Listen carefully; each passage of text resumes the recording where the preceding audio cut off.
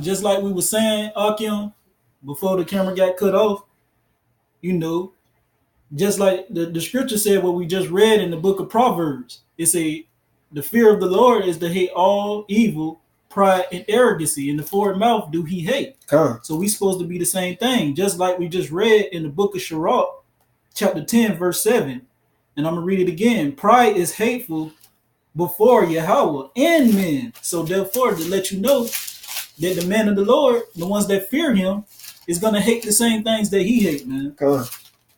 And that's all I wanted to say. And that's straight to the point, man. That, you know what I'm saying? For you simple-minded Jakes that's out there, well, the Lord don't hate. Yes, he does, man. All right? The Lord say he come in the volume of the book. All right? He is a balanced power. You think he's just all love? All right? He's a balanced power, man. And obviously, when you go back and read what it was, chapter 11, it says a false balance.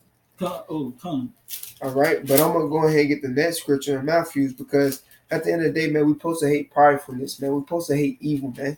America promotes evil, man. It promotes idolatry. It promotes homosexuals. It promotes pagan holidays. It promotes you to have free will when there ain't no such thing as free will. When the Lord, basically, He's the one guiding your footsteps, what you're supposed to do and what you're doing, right? He guides your footsteps to understand His truth or not to understand it, man. All right, He give you the increase and the decrease, man. So there's no such thing as free will. But back to the point, it's better to be humble than to be prideful, because what the Lord is going to do to the prideful men that's in His truth and outside of the truth, like 2/3 of our people, and also Esau, He's going to destroy them, man. All right, that's to the point. But next scripture I'm going to give is Matthew chapter 18. I'm going to start at verse 1. It says, at the same time came the disciples unto Yahushua, saying, who is the greatest in the kingdom of heaven? Question mark. And Yahushua called a little child, and unto him he set him in the midst of them.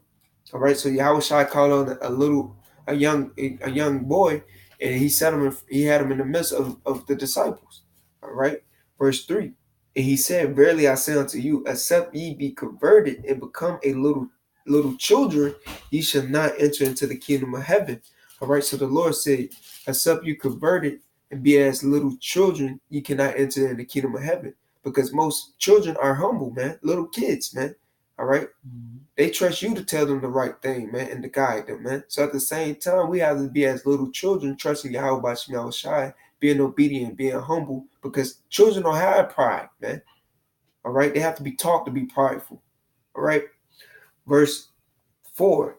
It says, whosoever therefore shall humble himself as this little child, the same is the greatest in the kingdom of heaven. And that's what you want to be, man. The greatest in the kingdom of heaven, being a base. All right. Being humble. All right. Not being prideful. Not being arrogant. All right. Not being evil. You want to be humble, because by you being humble and being meek and trusting in Yahweh by Shem Shai, that's the only way how you're going to get it in the kingdom of heaven, man. All right. Because the 144,000, the 12,000 out of the 12 tribes of Israel, all right, the whole four elect, they're going to be humble and not prideful. They're going to hate pridefulness and arrogancy. Okay. They're going to hate evil. All right. I got a precept real quick. Okay. All right, this is St. Matthew's chapter 5.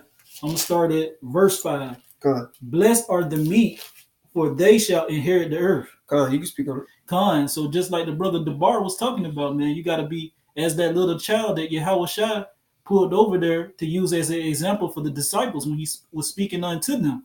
You know, you have to be meek, because what a child is, they meek, they humble.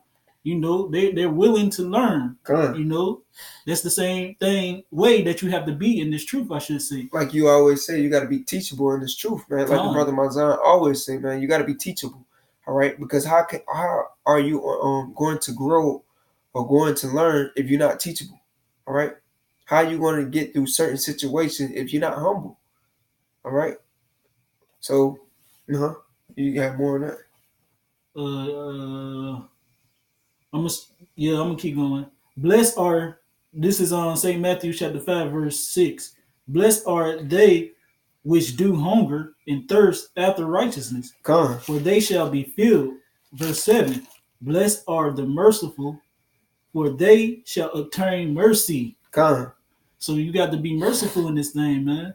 You know, and those that thirst after righteousness and hunger after it, they shall be filled, man. Because just like the scripture say in the book of Psalms, you know, the meek shall eat and they shall be filled. Just roughly paraphrasing, and be satisfied.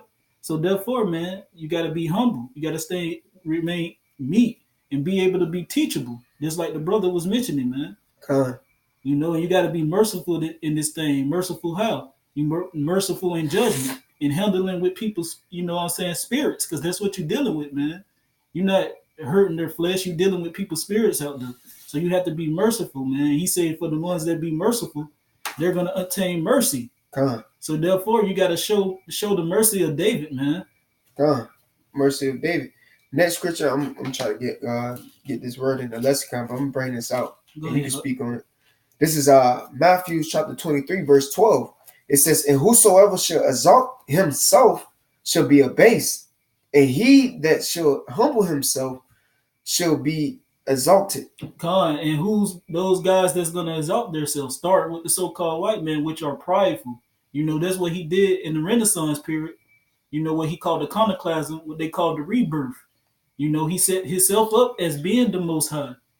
You know what I'm saying? And that's the same thing with 2/3 of you so-called Negroes, Latinos, and Native Americans. Con. You know, y'all get a little bit of knowledge and wisdom, and you get all puffed up. Con. You know, and that's what's gonna be your fall, man. You sitting here bashing people for because I know this and you don't know it. But, you know, instead of rising yourself up against a brother, why won't you teach them? Con. Instead of trying to make yourself seem like you better than them. Yahweh Shem Yahushua is not dealing with that, man. That's a form of pride. Con, because at the end of the day, you ain't better than nobody. All right? We ain't better than nobody because our righteousness is a filthy rag, man. All right? We are worthy of death, man. We are worthy of being destroyed. And the only reason why brothers could attain this truth because the Lord, he allow us to understand it, man. All right? He gave us the wisdom and knowledge, understanding. But this word that I looked up, that word of base in Matthew chapter 23, verse 12. This is Strong's G, Strong's G 5013. It says to make lowly, to bring low. All right. It says to level, to reason to a plane. All right. To bring into reduce. Yeah, to a plane. To reduce to a plane. So the Lord says He's going to make you low. He's going to make you low. He's going to bring you low. All right. Mm-hmm. He's going to reduce to a plane, man, or to bring into humble. So the Lord said the ones that are exalting themselves and trying to be prideful when you don't really know nothing or what you think you should or whatever, the Lord says He's going to bring you low, just how He's going to bring Esau low, man. Just how He's going to bring 2/3 of our people low, man. And they're going to be ashamed in the kingdom, man, because they're going to really look at themselves when they're in the kingdom. I was a nigga. And we were trying to tell them, yo, you being a nigga. All right. So at the end of the day, it's better to be humble because the Lord is going to exalt you in due time. Why do you have to try to exalt yourself in a wicked ass kingdom? All right. What reward you getting from that? Vanity. You know, you're getting vanity reward from that. And if I may, real quick, but Bakasha, what's the perfect example of that? Of who he brought low that was prideful. You know, take for instance of our people. Look at Paul. You know, he was being prideful. And Yahweh Mashiach came and visit him, man. You know, and spoke to him into the Hebrew tongue, man. Said, Saul, Saul, why thou persecute me? Don't you know it's hard to kick against the pricks? You know, the same thing with Pharaoh. You know what I'm saying? His pride came before his destruction. The same thing with Nebuchadnezzar.